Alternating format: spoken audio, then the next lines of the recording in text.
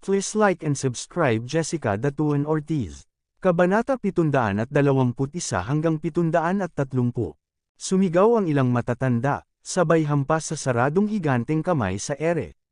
Maraming makikinang na sinag ang sabay-sabay na namumukadkad, at pagkatapos, sunod-sunod, ang hangin ay hamampas sa lahat ng direksyon, at ilang makapangyarihang tao sa paligid ang natangay ng malakas na hangin, at hindi na sila makatayo. Ilang matatanda, lahat ng cultivation ay nasa advanced na henerasyon, ngunit sa kasamaang palad ay pinipigilan sila ng lupain sa langit na larangan ng digmaan, at hindi nila maisigawa ang kanilang buong lakas sa pakikipaglaban.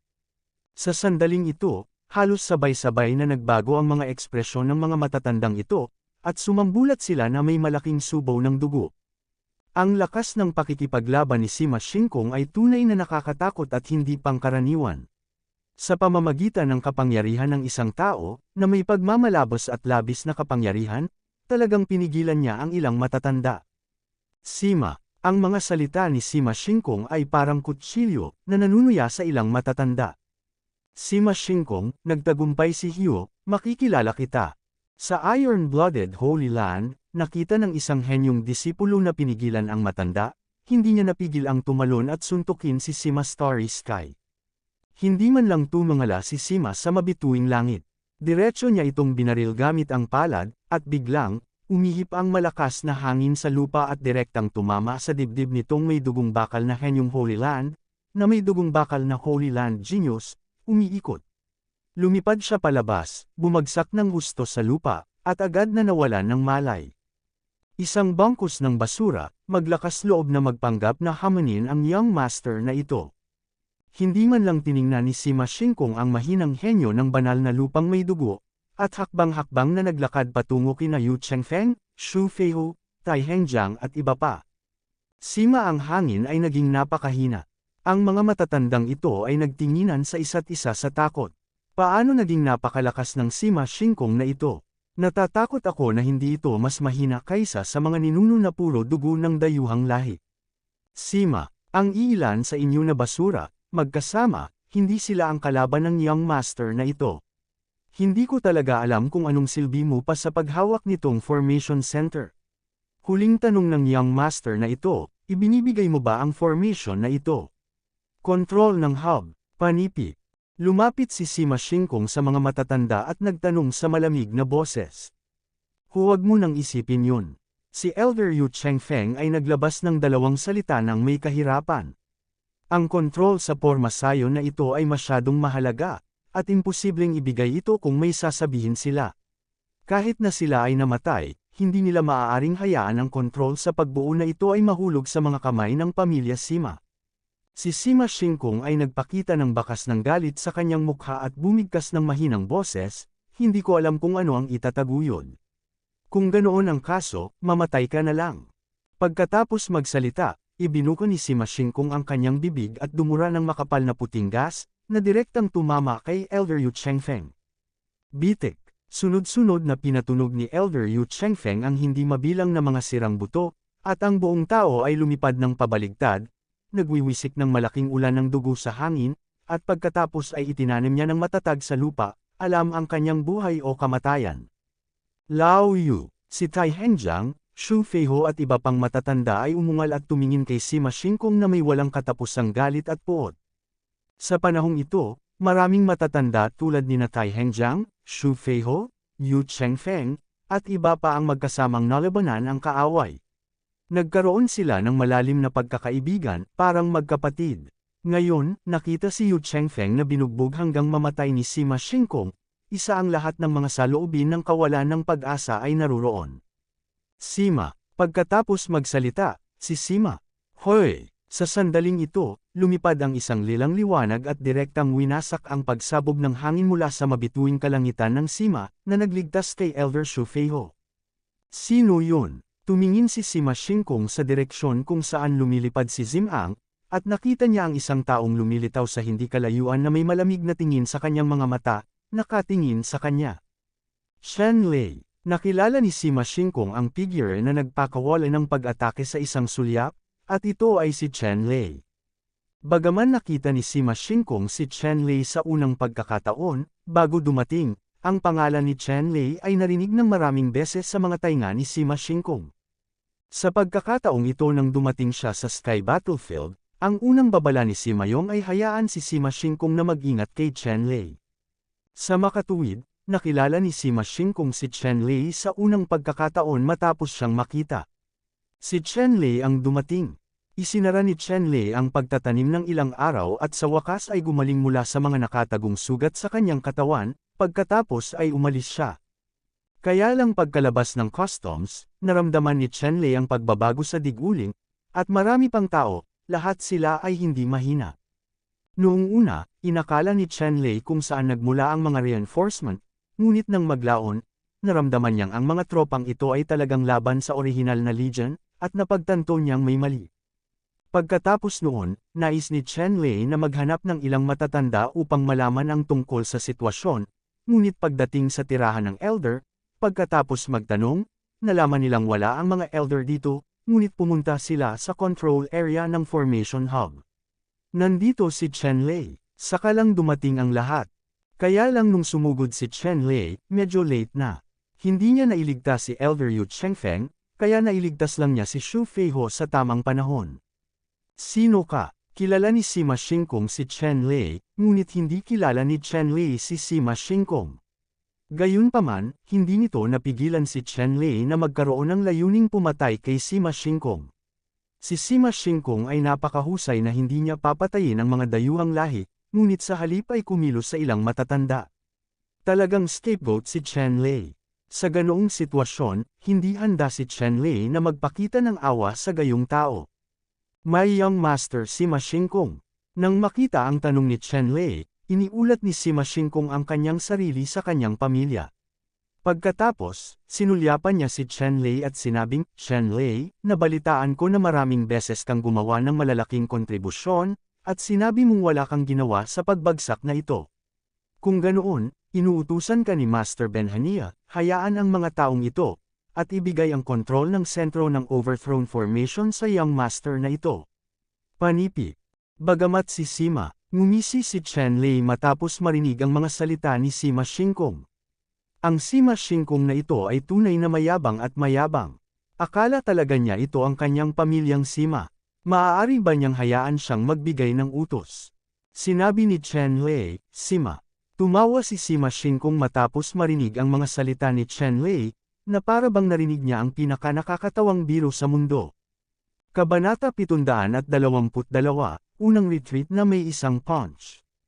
Ha, Chen Lei, ano ka ba? Ang lakas ng loob mong parusahan itong young master, baliw ka kung nasisiraan ka ng bait. Tumangala si Sima Shingkong sa langit at tumawa ng same time. Bigla, nagkaroon ng banal na liwanag sa kanyang mga mata, at tumingin siya kay Chen Lei. Ang malaking momentum ay pilit na pinigilan si Chen Lei. Tungkol sa momentum na pinigilan ni Sima sa anong batayan, sapat na ba ang kamao sa iyong kamay? Panipi. Tumawa si Sima Shingkong at sinabing, depende iyan kung matigas ang kamao mo. Pagkatapos magsalita, agad na hinampas ng kamao ni Sima Shingkong si Chen Lei. Maharlika at malawak ang suntok ni Sima Shingkong. Sa mata ng lahat, hindi ito mukhang isang kamao, ngunit sa halip ay isang malaking bituin.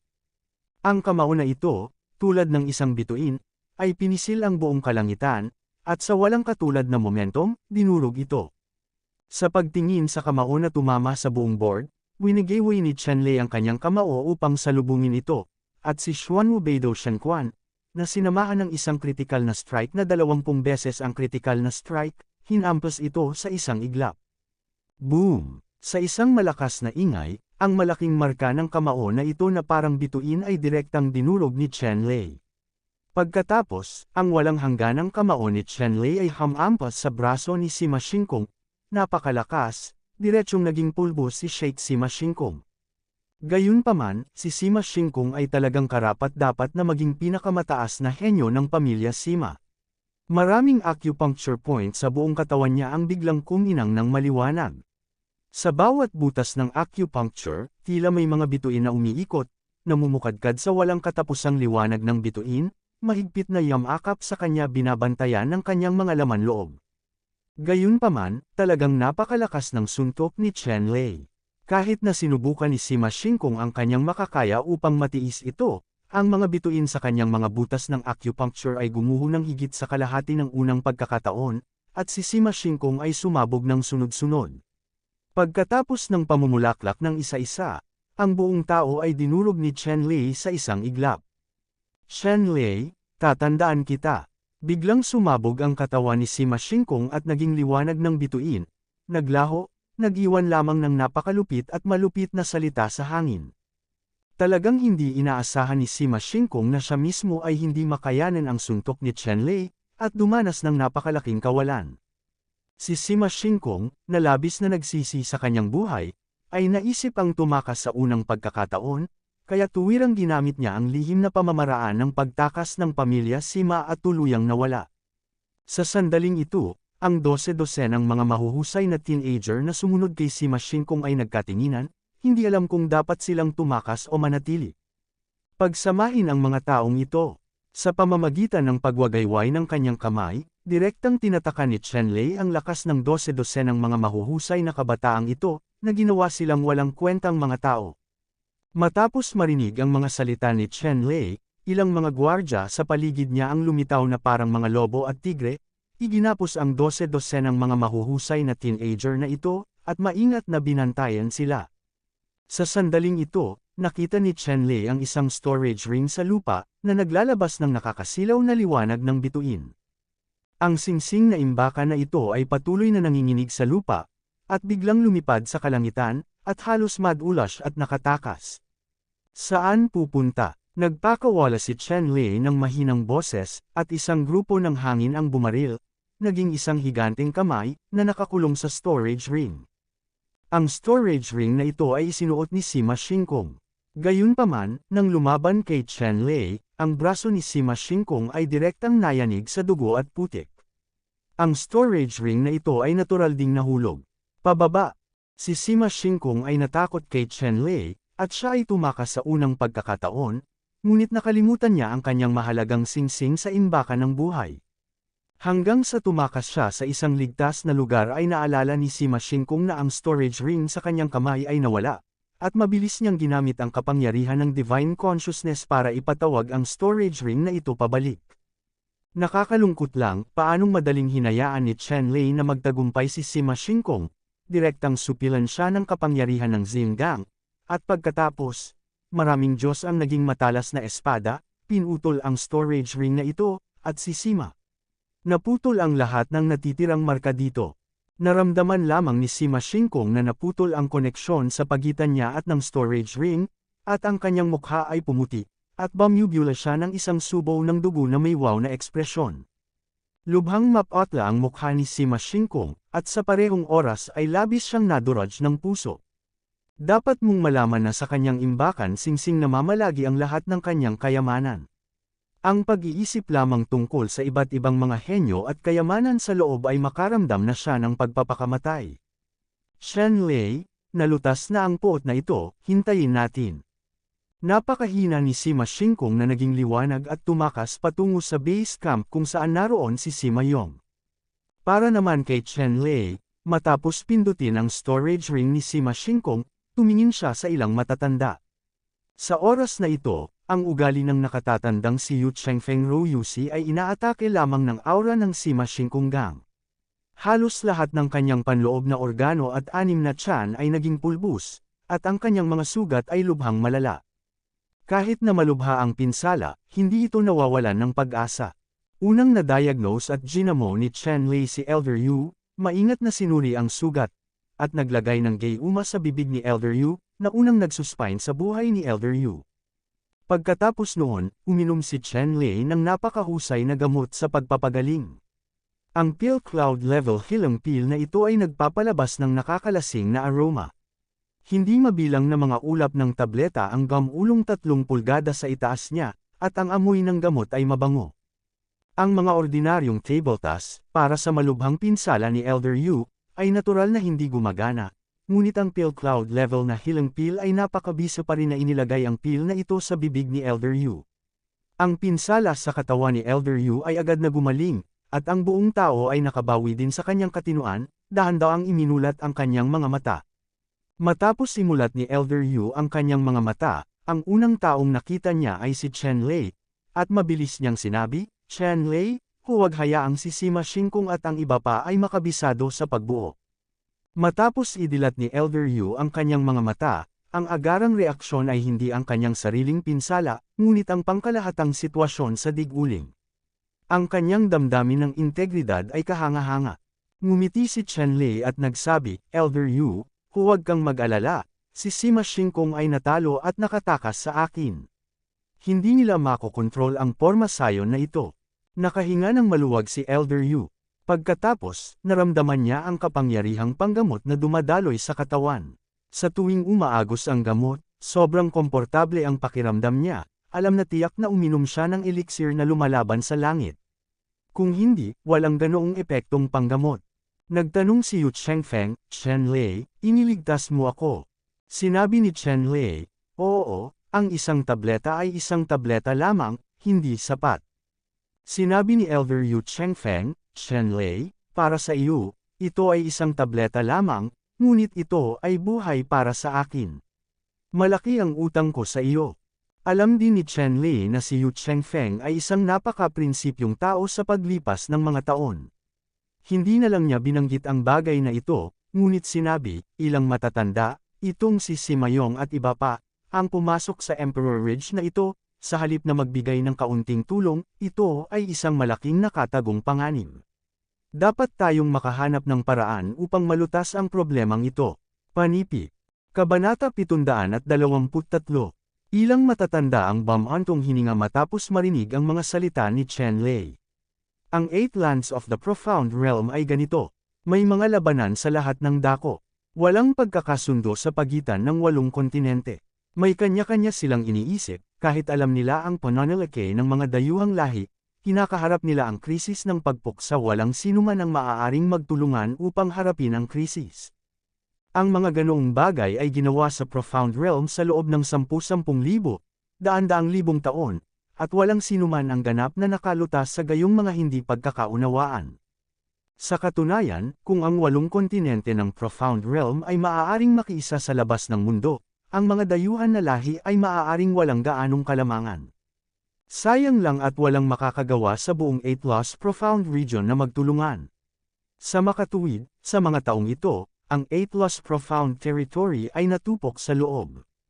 Walang ganap na malulutas ang problemang ito. Hindi masyadong malayo ang iniisip ng mga matatanda. Ang bagay na malapit nang mangyari sa kanila ay kung paano aalisin ang malaking nakatagong panganib ni Sima Yong at ng iba pa. Napakadaling hilingin sa Diyos na ibigay ito, lalo na't dumating pa rin si Sima Yong at ang iba pa nang hindi inanyayahan, imposibleng itaboy sila. Gayunpaman, sila ay nanatili sa Digaolang, hindi lamang sila tumulong sa digmaan, ngunit kailangan din nilang magbantay laban kay Sima Yong at iba pa upang hindi nila hilahin ang kanilang mga hulihan na paa sa kanilang likuran. Naniniwala ang ilang matatanda na kailangang tapusin si Sima Yong. Sa ilang sandali, kahit si Chen Lei ay hindi makaisip ng perpektong paraan upang malutas ang nakatagong panganib na ito. Sa ngayon, maaari lamang siyang gumawa ng pag-iingat. Pagkalipas ng ilang araw, biglang nagbago ang kampo ng dayuhan, at ang hukbong dayuhan ay naging isang gumugulong na torrent, na pinilit itong dumiretso patungo sa Overthrown. Sa pagkakataong ito, dumating ang alien army sa gilid ng Overthrown Great Formation at bumuo ng isang formation. Nang maglaon, ilang mga purong dugong tropa ang bumalik upang hamunin ang mga tropang napabagsak. Chen Lei, mayroon ka bang lakas ng loob na lumabas ng bayan para lumaban hanggang kamatayan? Ang mga nilalang sa Profound Realm na ito ay pawang magiliw na nilalang, maaari lamang silang makipaglaro sa mga sabwatan at pandaraya. Batay sa kanilang porma sayon, wala silang lakas ng loob na makipagkompetensya sa atin. Maaga o huli, papapantayan natin ang 8 kontinente ng Profound Realm at papatayin kayong lahat isa-isa. Sa kinatatayuan ng dayuhan, isang sigaw ng sumpa ang kumalat kay Dig-uling, at ang mga salita ay mabangis, na ikinagalit ng lahat ng galit kay Dig-uling, at nais nilang lumaban. Elder, ang lahi ng dayuhan ay masyadong mayabang, ito ay hindi mabata, hayaan mo akong lumaban. Ang mga sikat na martial artist ay humiling na lumaban, kahit na sila ay namatay sa labanan, ito ay mas mahusay kaysa sa swerte dito. Si Tai Hengjiang, Tiu Wenshi, Chu Chaochun, Xu Feiho at iba pang matatanda ay nakatayo sa dingding ng diguling at tumingin sa labas. Nakita nila ang isang malaking hukbo ng mga dayuhang lahi na nabuo ng maayos at disiplinado, mamamatay tao. Talagang isang piling grupo ng mga tao. Sa harap ng mga naturang elite, bagaman mayroon silang isang bilang ng mga pakinabang, napakahirap talunin ang dayuhan na hukbong ito. Shen Lei, nang ahas ka bang lumabas para makipaglaban? Ang ilang mga pure-blooded na tao na bumalik mula sa lahi ng dayuhan, na mas walang prinsipyo, ay naglabas ng kanilang malupit na aura, at hinamon si Chen Lei sa pangalan. Nakatayo sa pader ng lungsod, malamig na tiningnan ni Chen Lei ang mga dayuhang karera na ito, at malakas na sinabi, mga malamyang agresibong pamamaraan, huwag mo nang gamitin ang mga ito, sa tingin mo ba ay maloloko ako? Ang ilang mga ninuno na puro dugo ay nanunuya at nagsabi, Chen Lei, hindi ako naniniwala na kung titingnan mo ang bagay na ito, hindi ka sisang-ayon sa aming hamon. Nakikita ko kung matyaga ka pa rin. Pagkatapos magsalita, may ipinakita si Zifengdo sa kanyang kamay at bahagyang niyugyug ito sa harap ni Chen Lei. Kahit na 10,000 metro ang layo, kitang-kita ni Chen Lei kung ano ang hawak ni Zifengdo.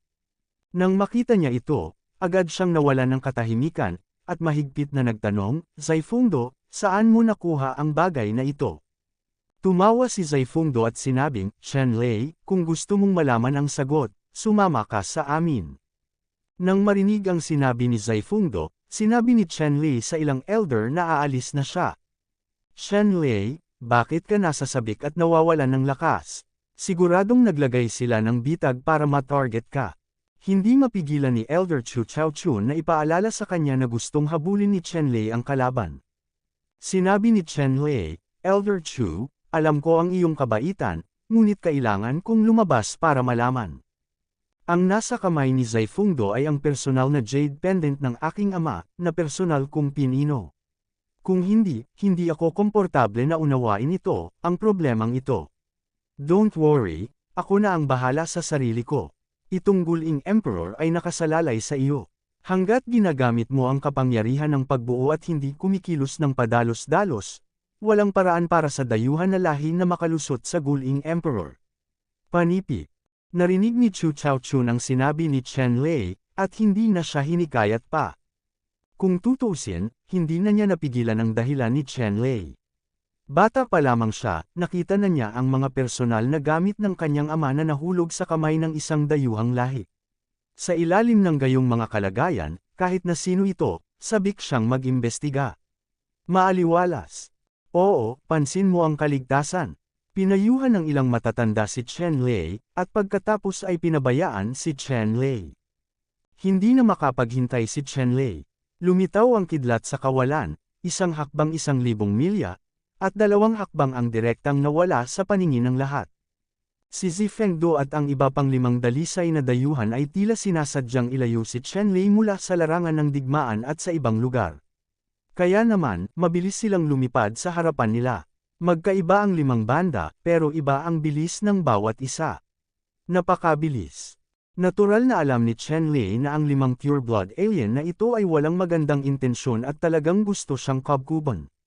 Gayunpaman, hindi nag-alala si Chen Lei. Pagkatapos ng lahat, naiintindihan na niya ngayon ang magic ng crit runes. Isang malakas na mamamatay tao, may kumpiyansa na madaig ang lahat ng uri ng mapanganib na sitwasyon. Kasabay nito, kahit na hindi niya maintindihan ang critical na strike rune ngayon, kailangan niyang subaybayan ang ganoong sitwasyon. Alam mo, ang jade pendant sa kamay ni Zifengdo ay personal niyang ginawa at ipinadala sa kanyang ama para sa pagtatanggol sa sarili, mula sa. Ngayon ay nasa kamay na ni Zifengdo. Maaaring ang kanyang ama ay pinatay ni Zifengdo at ng iba pa, o siya ay kinidnap ng mga ito. Anuman ang resulta, hindi ito maaaring baliwalain ni Chen Lei. Kaya lang hindi maisip ni Chen Lei. Ang kanyang ama ay dapat na ngayon ay nasa lumulutang na isla na may pinakamayamang mapagkukunan sa 8 continents of the Profound Realm. Paano siya mahuhulog sa kamay ng isang dayuhang lahi? Kaya lang, uli na si Chen Lei para isipin ito ngayon, malalaman na ang lahat pagkatapos niyang maabyutan si Zaifundo at ang iba pa. Sa oras na ito, 5 tao kabilang si Zaifundo ang lumilipad at nakikipag-usap. Kaso hangin, parang Diyos talaga ang gwapong Shan. Matapos lumabas ang jade pendant na ito, hindi na napigilan ni Chenlei ang kanyang paghinga at sumunod. Sa ganitong paraan, magkakaroon ng pagkakataon kaming 5 at magkapit kamay kami. Pinatay niya talaga, panipi. Ito ay si Zaifundo, isang dalubhasa na walang dugo sa angkan ng Xian, na kayang sunugin ang langit at sirain ang lupa. Ang mga mata ng Blood Sickle ay kumikislap ng kakaibang dugo, nakamamatay na aura na lumalabas. Ito ay isang makapangyarihang Blood Moon Clan, lubhang nakamamatay, at Bamulong, sa kasamaang palad, si Shanswai ay nagbigay ng death order at hiniling sa aming 5 na magsanib puwersa. Patayin si Chenlei, kung hindi, gusto ko talagang subukan kung gaano kalakas si Chenlei. Panipi. 12 Ruofeng, Xiao Aotian, at Yin Jiuzo ang nakinig sa mga salita ng Blood Sickle, at lahat sila ay sumang-ayon.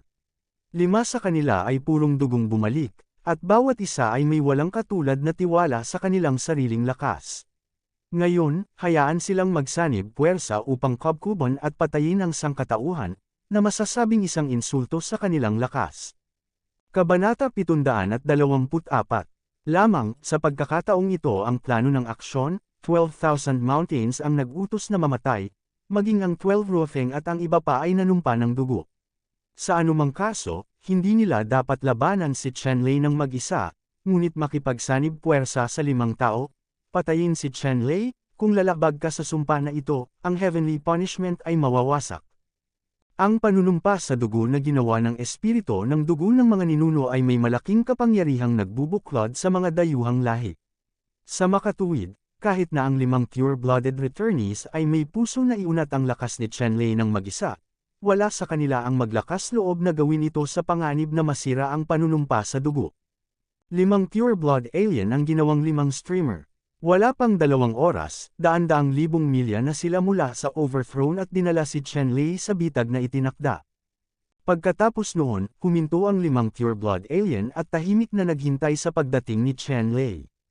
Si Chenlei ay halos sumugod pabalik-balik kasama ang 5 dayuhan na karera, at huminto ng ilang kilometro ang layo mula sa mga dayuhang karera na ito. Chenlei, hindi ko inaasahan na matapang ka para habulin ka ng mag-isa.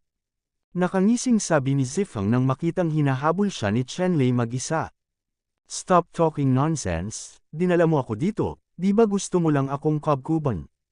Ngayon gusto kong makita kung sino ang makakaalis ng buhay sa huli, at ginamit mo ang personal na jade pendant ng aking ama para yakapin ako. Pagdadala dito, nahulog ba ang aking ama sa iyong mga kamay? Panipi. Hindi masama. Sa sandaling ito, lumitaw ang isang figure na may hawak na isang tao. Ito ay ang ama ni Chenlei, si Chen Mantang. At ang figurang ito ay hindi ibang tao, kundi ang commander ng dayuhang lahi 12 Chenshan. Sa sandaling ito, ang 12 Chenshan ay talagang nagpakita dito ng personal para lamang kay Chenlei, at hindi pinansin ang daan-daang milyong dayuhang tropa, na nagpapakita kung gaano kahalaga ang 12 Chenshan kay Chenlei.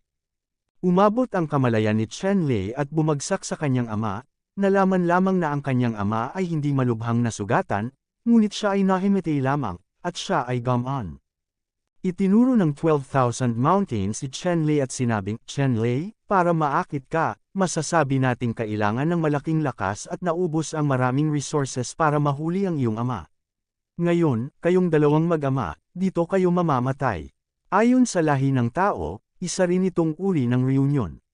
Dapat mo pa ba akong pasalamatan? Panipi. Pagkatapos magsalita, bahagyang nanginginig ang mga palad ni 12 Chenshan, at isang sinag ng liwanag ang bumaon sa katawan ni Chen Mantang na nakoma. Si Chen Mantang ay pinasigla ng puwersang ito at nagising at tumalikod. Si Chen Mantang, na nagising, ay nagtaas ng ulo at laking gulat niya nang makita niya si Chenlei. Tapos, parang may naalala siya. Dad, kamusta? Nag-aalalang tanong ni Chenlei. Unti-unting nagliwanag ang mga mata ni Chen Mantang sa kalituhan, at malinaw niyang naalala ang nangyari noon. Layer, wala akong gagawin. Hinuli nila ako para lang takutin ka. Hindi mo kailangang maging ama. Kung sasamantalahin mo ang pagkakataon, dapat kang tumakas, malakas na sabi ni Chen Mantang. Sinabi ni Chen Lei, Ama, huwag kang mag-alala, ililigtas kita. Malamig na ngumiti ang 12 Chenshan at sinabing, nakakaganyak talaga, nasa kamay ko ang iyong ama. Gusto kong makita kung paano mo siya iligtas. Chen Lei, ngayon ay patay ka na. Pagkatapos ay sinabi ng 12 Chenshan sa mga tao sa Zaifungdo, pupunta kayo at papatayin si Chen Lei para sa akin. Ang 12 Rofeng, Zaifungdo, Blood Sickle, Yin Jiuzo at Xiao Aotian ay dahan-daang lumapit kay Chen Lei. Ang 12 Chenshan ay tumingin kay Chen Lei at sinabi sa malamig na boses, Chen Lei, mas mabuting huwag kang tumanggi. Kung maglakas loob kang lumaban, ipinapangako ko na ang iyong ama ay gagawing mashed meat sa susunod na sandali. Kasuklam-suklam, Lei wala kang pakialam sa akin, bitawan mo at pumatay, Malakas na sabi ni Chen Mantang, bigla siyang nagpakawala ng mahinang buntong hininga, ngunit direktang pinisil ng 12 Chenshan ang kanyang mga buto. Si Chen Mantang ay pawis na pawis sa sakit, ngunit, upang hindi makaabala kay Chen Lei, nagngangalit siya ng kanyang mga ngipin at iginiit, huwag nang umungol. Ang 12 Chenshan ay tumingin kay Chen Lei na may malupit na mukha at malupit na ngiti sa kanyang mga mata, at nagsabi, Chen Lei, magrebelde ka man o panuurin ang iyong ama na nagiging putik, nasa isip mo ang lahat. Biglang tumili ang 12 Chenshan, at biglang lumipad ang braso mula sa katawan, at hinawakan ng brasong ito ang braso ng ama ni Chen Lei. Boom! Pagkatapos nito, sinipa ni Chen Lei ang 12 Chenshan sa dibdib, sinipa ang 12 Chenshan palayo, at nailigtas ang kanyang ama. Paano nangyari ito? Halika, at patayin mo siya. 12 Chenshan ang umakyat mula sa lupa at naghisteryoso. Hindi ako naniniwala na iligtas ni Chen Lei ang mga tao mula sa kanya ng ganoon kadali. Ang 12 Rofeng, Zaifungdo, Blood Sickle at iba pang pure blood alien ay natigilan lahat. Hindi nila inaasahan na aabot sa puntong ito. Talagang napakabilis ng mga galaw ni Chen Lei ngayon lang. Hindi nagtagal ay wala man lang silang reaksyon. Dumaan si Chen Lei at direktang lumitaw sa tabi ng 12 Chenshan, pinutol ang isa sa mga kamay ng 12 Chenshan. Iligtas ang kanyang ama. Sa totoo lang, nakipagsapalaran din si Chen Lei. Sa kabutihang palad, nagtagumpay siya. Bagamat saglit lang, nailabas ni Chen Lei ang lahat ng kanyang lakas. Ngayon lang, ginamit ni Chen Lei ang kahangahangang kung fu ng 12,000 Mountains, at direktang ginamit ang Lightning Void Steps at lumitaw sa tabi ng 12,000 books. Pagkatapos, pinutol niya ang isang braso ng 12,000 Mountains gamit ang Heavenly Thunder Sword, iniligtas ang kanyang ama. Kapag ginagamit ang discarding ito, ginagamit ni Chen Lei ang lahat ng critical na strike rune para pagpalain. Sa madaling salita, Lightning Void Step man ito o Sky Thunder Sword Tire, ang lakas nito ay tumaas ng 20 beses sa isang iglap. Ang Lightning Void Step ay orihinal na pinakamahusay na diskarte sa katawan. Ang lakas nito ay tumaas ng 20 beses, at ang bilis nito ay lumampas sa reaksyon ng 12 Rofeng at iba pang lahi na dayuhan na puro dugo at ang 12,000 Mountains. Tulad ng para sa Tianlei Sword Tire, ganoon din ang nangyari. Ang kanyang lakas ay tumaas ng 20 beses. Masasabing ang lahat ay hindi malulutas. Walang makakapagtanggol sa Tianlei Sword Tire, na tumaas ng 20 beses sa lakas. Ang pagiging mapagpasyahan at lakas ni Chen Lei ang nagligtas sa kanyang ama mula sa 12 Chenshan sa tamang panahon. Siyempre, kung si Zifeng man ang naghihintay sa mga nagbabalik na pure blood na tao, o 12 Chenshan, walang nag-iisip na si Chen Lei ay magiging matapang at maglalakas loob na iligtas ang mga tao ng biglaan habang ang mga hostage ay nasa kamay pa ng 12 Chenshan. Ang mga aksyon ni Chen Lei ay nagdulot ng mga aksidente sa 12,000 Mountains at iba pa, at isa rin itong salik sa tagumpay ni Chen Lei sa pagliligtas ng mga tao. Matapos iligtas ni Chen Lei ang kanyang ama, direkta niyang nilagyan ng healing pills ang kanyang ama, at pagkatapos ay ipinadala ang kanyang ama sa tansong lang na nakasabit sa kanyang baywang upang pagalingin ang kanyang mga sugat. Ang bronze gourd na ito ay isang kayamanan ng langit sa kuweba. Ang lang ay sariling espasyo, at ang aura nito ay mayaman. Ito ay orihinal na isang kayamanan sa mga kamay ni Gu, ngunit ngayon ito ay naging trepeo ni Chen Lei. Matapos ipadala ang kanyang ama sa bronze gourd, si Chen Lei ay hindi na nag-alala, at ang kanyang hangarin sa pagpatay ay nahayag, at siya ay nagwalas patungo sa mga ninuno na puro dugo. Kabanata 725. Galit na galit si Chen Lei. Talagang sinaktan ng mga lalaking ito ang kanyang ama, at ito ay gumana. Sa pagkakataong ito, kung hindi siya nagtagumpay sa cultivation at nakabisado ang Crit Rune, hinding-hindi niya gugustuhing iligtas ang kanyang ama mula sa mga kamay ng 12,000 bundok, at sa gayon ay kailangan niyang tanggapin ang mga banta mula sa mga dayuhang lahi na ito. Pamilya, si Chen Lei ang pinakamalaking sukat sa puso ni Chen Lei sa buhay na ito. Sa makatuwid, ang hangarin ng pagpatay ni Chen Lei sa oras na ito ay malupit, at umabot na sa rurok nito, halos kumukulo, pinalamutian ang kakanyahan. Ang sumpa sa likod ng langit ni Chen Lei, kasunod ng mga iniisip ni Chen Lei, ay naging isang itim at pula na dalawang kulay na magic cloud, na lumiligid at nangyayari, na sumasaklaw sa libu-libong milya sa radius, na parabang ang katapusan ay darating, na nagpaparamdam sa mga tao ng labis na kakilakilabot. Sa pagkakataong ito, ang mga nagbabalik na pureblood na ito ay kailangang magbayad ng mabigat na halaga. Ang 12 Ruofeng at iba pang 5 tao ay natural na nakadama ng tunay na layunin ng pagpatay kay Chen Lei. Gayunpaman, ang 12 Ruofeng at ang iba pang 5 tao ay matatakot. Hinikayat nila si Chen Lei na pumunta rito, na orihinal na layunin ng pagkubkob kay Chen Lei. Sa sandaling ito, ang kanyang layunin ay nakamit. Kung ang ama ni Chen Lei ay patay o buhay, kung siya man ang kumokontrol sa kanila sa mga kamay nitong 5 purong dugong bumalik, iyon ay ganap na hindi mahalaga. Simulan, naputol ang isa sa mga braso ni 12 Chen Shan, at tinitigan niya si Chen Lei ng may masamang tingin. Kung ang kanyang mga mata ay maaaring pumatay ng mga tao, si Chen Lei ay maaaring pinatay ng 12-dosenang beses sa pamamagitan ng kanyang mga mata. Para sa galit ni Chen Lei, ang 12 mountains ng Chen Shan ay natural na mas malalim kaysa sa iba. Kung wala si Chen Lei, papatayin niya ang lahat ng lahi ng tao sa Sky Battlefield at kukunin ang buong Sky Battlefield sa kanyang mga kamay. Ganito ang sitwasyon ngayon. Kasunod ng dagandong ng 12,000 mountains, 5 malalaking sinag ng liwanag ang lumiwanag sa lugar na ito, na magkakaugnay ng patayo at paalang, na nagiging isang malaking hanay ng pagpatay na sumasaklaw sa radius na 10,000 milya. Ang 5 malalaking sinag ng liwanag na ito ay ibinubuga ng 5 buto ng ninuno. Ang 5 ancestral bone na ito ay nagmula lahat sa 12-wing clan, na masasabing pinakamalaking trump card sa kamay ng 12 Chen Shan.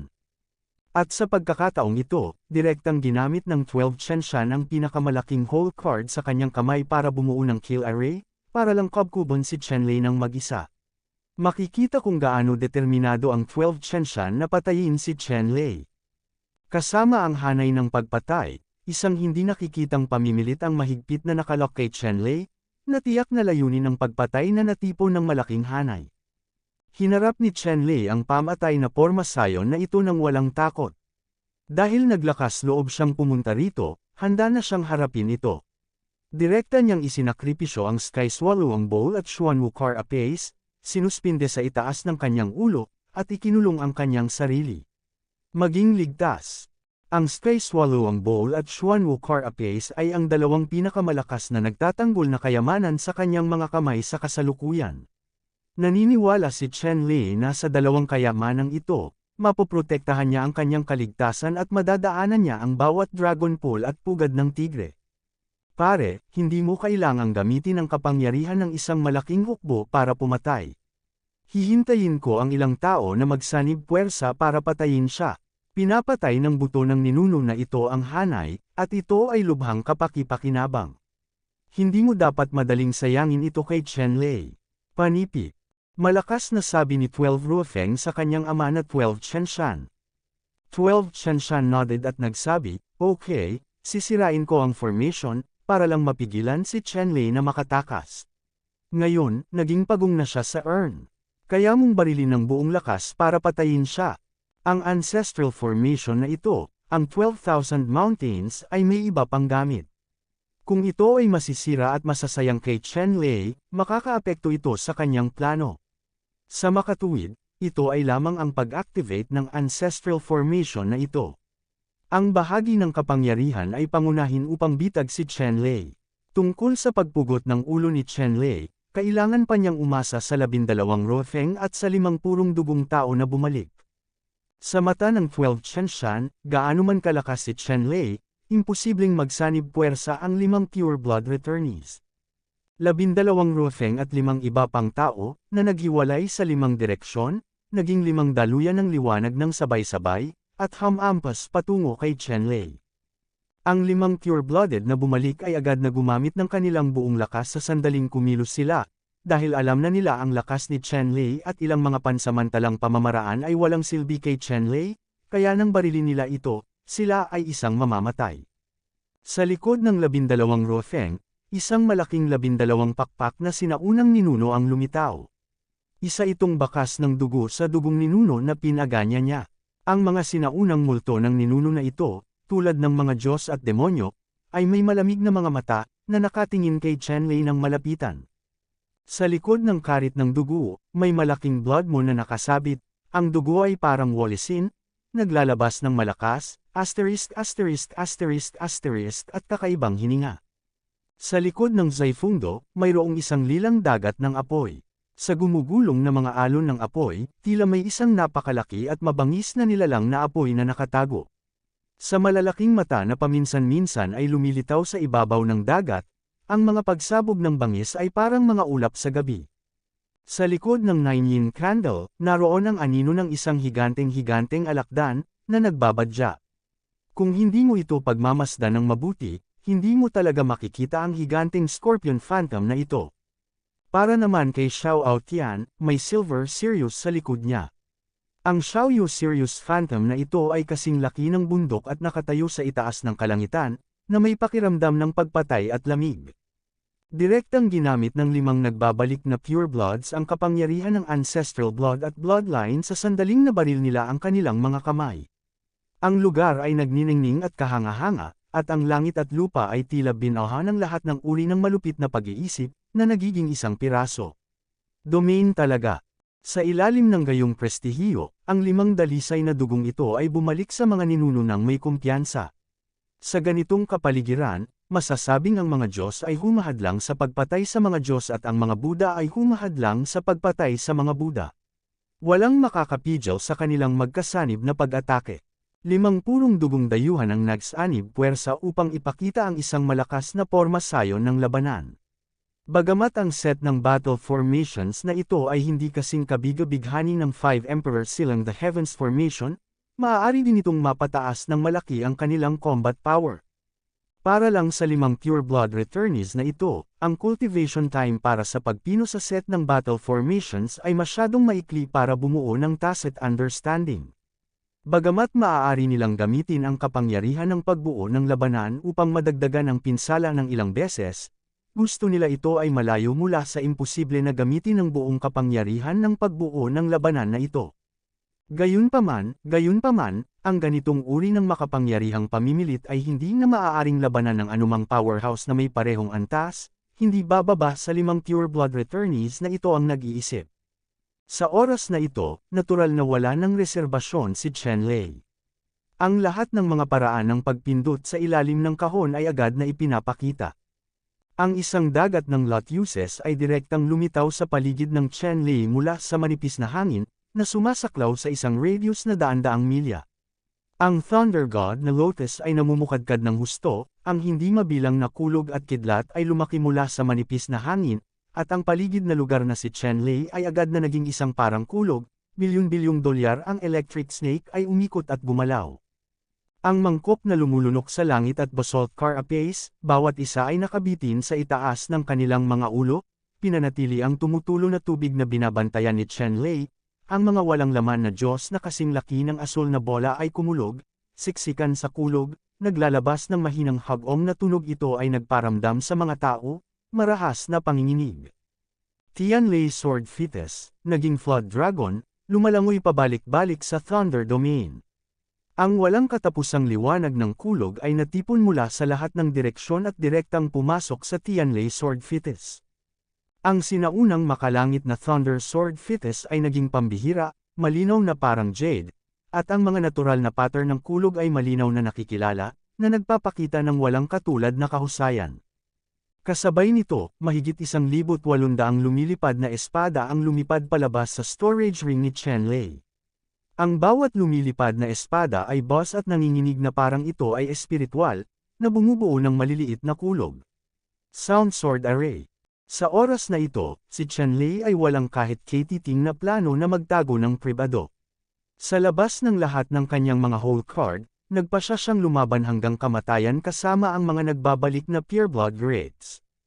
Kabanata 726. Sa oras na ito, sinubukan din ng 5 pure-blooded na tao na bumalik ang kanilang makakaya upang sirain ang pinakamalakas na diskarte at pinasabog si Chen Lei. Si Chen Lei ay lubos na nakatutok, at sa isang iglap, natuklasan niya ang mga butas sa labanan ng 5 purong dugong bumalik. Ang 5 pure blood returnees na ito ay gustong gamitin ang kapangyarihan ng battle formation para mahulog sa kanya. Ito ay purong pantasya, napakayaman ng karanasan sa pakikipaglaban ni Chen Lei. Hanggat nakahanap siya ng isang kapintasan, maaari niya itong hulihin sa oras. Mabuhay at ay magnify ng libu-libong beses upang makamit ang pangwakas na tagumpay. Hindi pa banggitin, ang pagbuo ng labanan ng 5 pure blood returnees na ito ay puno ng butas, at masasabing wala silang tacit understanding. Ang ganitong battle formation ay isang biro sa harap ni Chen Lei. Sinamantala ni Chen Lei ang pagkakataon. Ang Tianlei Sword Array at ang Shaolin Sword Array ay bumati lahat sa isang tao. Sa isang iglap, ang mga dalisay na dayuhan na ito ay nahulog sa isang malaking krisis.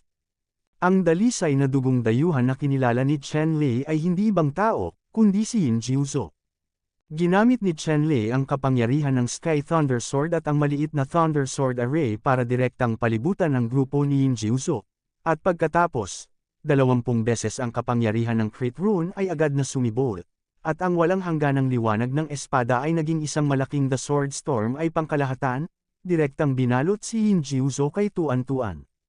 Hindi mabilang na mga sword lights ang naputol sa napakabilis na bilis, na sinamahan ng kapangyarihan ng Sword Array. At 20 beses ang crit effect, ang Yin Jiuzo ay tumagal lamang ng ilang sandali, at ito ay direktang nabasag ng walang katapusang mga sword light na ito at naging a cloud of dugo. Direktang pinatay ni Chen Lei si Yin Jiuzo, at sa sandaling ito, ang mga pag-atake ng ilang nagbabalik na dalisay na dugo ay direktang sumabog kay Chen Lei. Ang katawan ni Chen Lei ay isang malaking multo ng banal na lotus na tumatawid sa tribulation, na nabasag. Bagamat ang mga Thunder Lotus na banal na phantom na ito ay may malakas na kakayahan sa pagtatanggol, sa ilalim ng pinagsamang pagsisikap ng 4 na pure blood returnees, tumagal lamang sila ng ilang hininga bago sila natalo.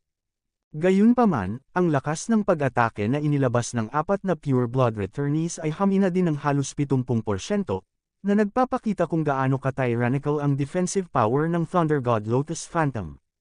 Ang natitirang 30% ng lakas ng pag-atake ay sunod-sunod na tumama kay Chen Lei, ngunit direktang hinarangan ng ilaw na kurtinang ibinubuga mula sa Sky Swallow ang bowl. Naramdaman na lamang ni Chen Lei ang isang malaking puwersa na paparating, na yumanig sa kanya at lumipad ng mahigit 10 milya ang layo, ngunit bukod doon, wala nang karagdagang pinsala. Ang 5 taong puro dugo na bumalik ay direktang sinaktan ni Chen Lei Ting at napatay ang isang tao.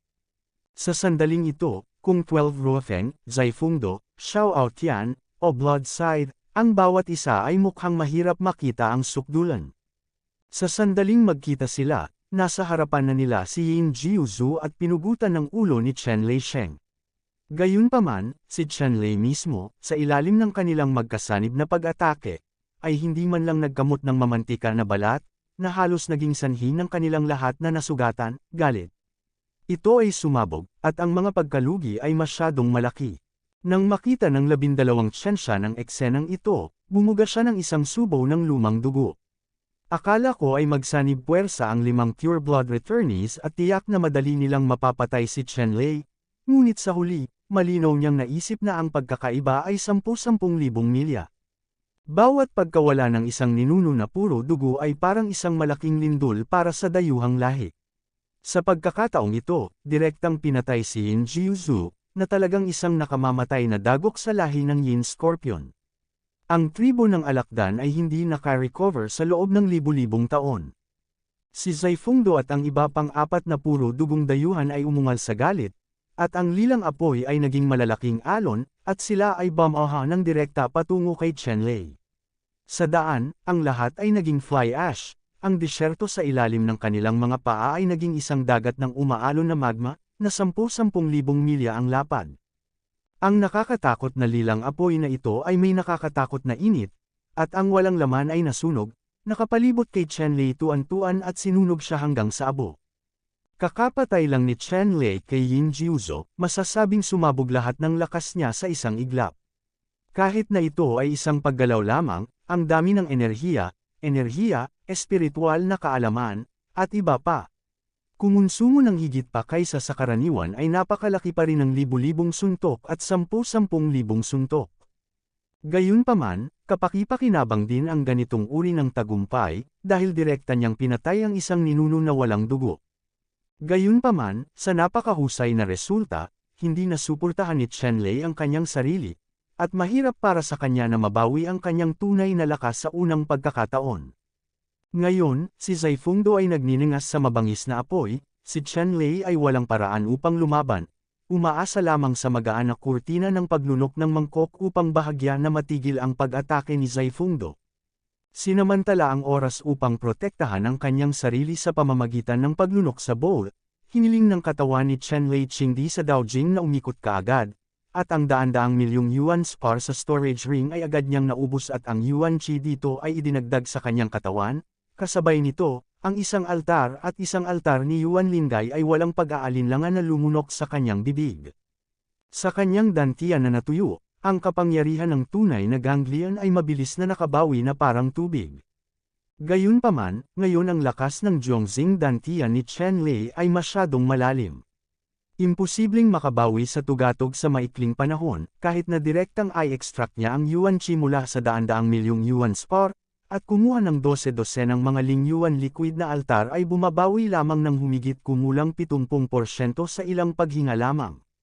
Sa pagitan ng ilang paghingang ito, sina Zaifungdo, 12 Ruofeng, Xiao Aotian, at Blood Sickle ay umatake ng libu-libong beses, at sa bawat pagkakataon ay nakakatakot at nadudurog ang kalangitan.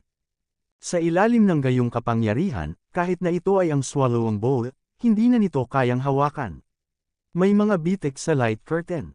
Boom! Si Zifengdo at ang iba pang 4 na tao ay nakipagbarilan ng may galit, at muling tinapik sa ilalim ng magaan na kurtina ng Tianqinyuan. Direktang natalo ang light curtain ni Tianqinyuan. Ang liwanag mula sa Sky Swallowing Bowl ay lumabo, pagkatapos ay naging puting ilaw at dumiretso sa gitna ng mga kilay ni Chenlei at nawala. Alam ni Chenlei na ang enerhiyang nakaimbak sa Sky Swallowing Bowl ay naubos na, at imposibleng magamit ito sa maikling panahon. Sa sandaling ito, direktang dinurog ni Chenlei ang Lightning Void Step, direktang tumakas mula sa 4 na tao na napapalibutan ng Zaifungdo, at lumitaw libu-libong milya ang layo. Pagkatapos noon, sa labas ng Chenlei, muling lumitaw ang multo ng Thunder God Lotus, na pinuprotektahan siya ng husto. Sa pagkakataong ito, sinasadya ni Chenlei na kontrolin, at ang multo ng Thunder God Lotus ay sumasakop lamang ng 1 buong ektarya ng kanyang katawan, ngunit hindi kumalat sa daan-daang ektarya. Ang bentahe nito ay ang lugar na binabantayan ng Thunder God Lotus ay naging mas maliit, ngunit ang defensive power ay nadagdagan ng ilang beses. Sheesh! Ilang sinag ng liwanag ang nagmula sa mga kamay ng 12 Ruofeng at ng iba pa, at sa isang kisap mata ay naglakbay sila ng libu-libong milya at kumislap patungo kay Chenlei. Sa oras na ito, ang cultivation ni Chenlei sa kanyang katawan ay hindi pa nakaka-recover sa supdulan nito. Sa makatuwid, sa halip na tamaan ng malakas ang 12 Ruofeng at ang iba pa, diretso niyang dinurog ang kawalan at kidlat, na kumikislap ng hakbang-hakbang. Naghihintay ng taong maglalaro. Pambihira at supernatural ang katawan ni Chenlei. 4 na nagbabalik na purebloods tulad ng 12 Ruofeng ay talagang nilalaro ni Chenlei na mag-isa, ngunit walang paraan upang mahuli ang kalahati ng kanyang buhok. Ang Kabanata 727. Galit na sumigaw ang 12 Ruofeng at ilang iba pa, masyadong madulas ang katawan ni Chenlei, kung sadya silang umiwas, hindi nila mahuli ang sulok ng damit ni Chenlei. Tanggapin mo, ang 12 Shenshan Mountains ay biglang humiyaw ng mahina, at ang buong Ancestral Bone Formation ay biglang lumiit ng husto, mula sa 10,000 milya hanggang sa wala pang 1,000 milya. Sa ganitong paraan, ang puwang na inilipat ni Chenlei Shan ay agad na nakompres sa sukdulan. Nawalan ng puwang para makaiwas, si Chenlei ay nakipag-head-to-head lang kay 12 Ruofeng at iba pa. Sa sandaling ito, gumalaw ang figure ni Chenlei. Biglang lumitaw sa kanyang katawan ang isang set ng crystal clear armor mula sa manipis na hangin. Itong set ng armor ay nakatikip sa kanyang ulo at mukha. Masasabing walang kahinaan o dead ends. Ang set ng battle armor na ito ay eksaktong nakuha ni Chenlei mula kay Shugu, ang Virtual Crystal Battle Armor. Ang defensive power ng armor na ito ay walang cap-oras. Mayroon itong 79 na layer ng nakatiklop na walang laman na espasyo. Sa ilalim ng normal na mga pangyayari, kung hindi masisira ng hangin ang 79 na layer ng void space, imposibleng masira ito. Para sa mga taong protektado ng baluti. At nang ang set na ito ng Virtual Crystal Battle Armor ay nasa mga kamay ni Chenlei, ito ay muling pinino ni Chenlei, at ang folding space ay umabot sa isang kahangahangang 178 layer. Ngayon, sa set ng battle armor na ito, ang mga siksik na Void Grand Dauron ay agad na lumabas sa battle armor, na nagiging isang layer ng malinaw na liwanag, na nakapalibot sa ibabaw ng Virtual Crystal Battle Armor, at ang nakapalibot na void ay patuloy na natitiklop at gumuho, na bumubuo ng napakalaking space field. Lahat ng attack power na pumasok sa space plane na ito ay nasisipsip lahat sa walang katapusang kawalan. Ang 12 Ruofeng at ang iba ay hindi estranghero sa hanay ng virtual na kristal na armor na ito. Nang makipag-usap sila kay Shu, nakilala nila si Shu gamit ang Virtual Crystal Armor, at alam nilang lahat ang depensa ng Virtual Crystal Armor na ito. Ang baluktot na kapangyarihan nito ay pambihira. Kahit sinong makakita sa set ng virtual na kristal na armor ay makakaramdam ng walang katulad na sakit ng ulo. Talagang napakahirap na gawain na sirain ang defensive power ng Void Crystal Battle Armor. Bukod dito, ang 12 Ruofeng at ang iba pa ay pare-parehong matalino. Makikita na ang Virtual Crystal Armor sa katawan ni Chenlei sa oras na ito ay 2 beses na mas malakas kaysa noong siya ay nasa kamay ng virtual na kristal. Nagdulot na ng matinding pananakit ng ulo at pagkakasalubong, ngunit ngayon ang hanay ng virtual na kristal na baluti na ito ay nagpaparamdam sa kanila na desperado. Gayunpaman, kahit na sila ay desperado, sila ay aatake. Si Chenlei ay hindi maaaring umalis. Si Chenlei at 12 Ruofeng at iba pa ay mahigpit na lumaban at naging isang team. Gayunpaman, sa pagkakataong ito, pangunahing dumpensa si Chenlei at hindi nagkusa na umatake. Dahil hinihintay ni Chenlei na bumalik ang kanyang katawan sa peak condition. Kapag ang kanyang katawan ay naibalik sa pinakamataas na kondisyon, maaari niyang mapaglabanan ang ganting atake ng 20 beses sa mga kritikal na pag-atake ng rune, at maaari lamang niyang gamitin ang 20 beses sa mga kritikal na pag-atake ng mga rune. Noon lang siya nakatitiyak na papatayin niya ang purong dugong ninuno sa isang suntok. 12 Ruofeng at iba pa ay nakatutuwang pag-atake, gamit ang iba't ibang makapangyarihang sining ng ninuno at mga armas ng ninuno. Masasabing sukdulan ng dinurog ng lahat ang kanilang lakas, at walang nagtatago ng sariling interes. Sa oras na ito, si Chenlei ay nasa ilalim ng matinding pressure, ngunit sa ilalim ng napakalaking pressure, matyaga pa rin siyang naghintay. Biglang nawala ang figure ni Chenlei. Nang muli siyang lumitaw, nagpakita na siya sa tabi ni Xiao Aotian, na may hawak na gininto ang cudgel sa kanyang kamay na pumutok ng hindi masusukat na gininto ang liwanag, at 18 beses na agad na nabasag ang critical attack rune, 18 beses ang 10 talampakang gintong talisman ay agad na lumabas mula sa golden cudgel, at mabilis na umikot sa paligid ng gintong cudgel. Kasabay nito, ginamit din ni Chenlei ang crit rune power na mayroon siya. 20 beses na binasbasa ng crit rune sa ibabaw ng 18 beses na golden cudgel rune. Pagkatapos nito, ang kapangyarihan ng buong gininto ang cudgel ay tumaas, direktang umabot sa isang kamanghamanghang 360 beses. Anong uri ng kapangyarihan ng pag-atake ang pinalaki ng 360 beses? Ang ganitong uri ng kapangyarihan ay hindi maisip. Ang buong porma sayon ay napuno ng gintong liwanag, na nagiging isang gintong karagatan. Ang maze na ito, ay hinampas ng malakas si Xiao Aotian nang walang anumang paghanga. Ang balahibo ng lobo sa katawan ni Xiao Aotian ay isa-isang sumabog, at ang buong katawan ay parang isang malaking tinak na puno ng enerhiya. Ito ang likas na reaksyon ni Xiao Aotian kapag nahaharap sa nakamamatay na panganib.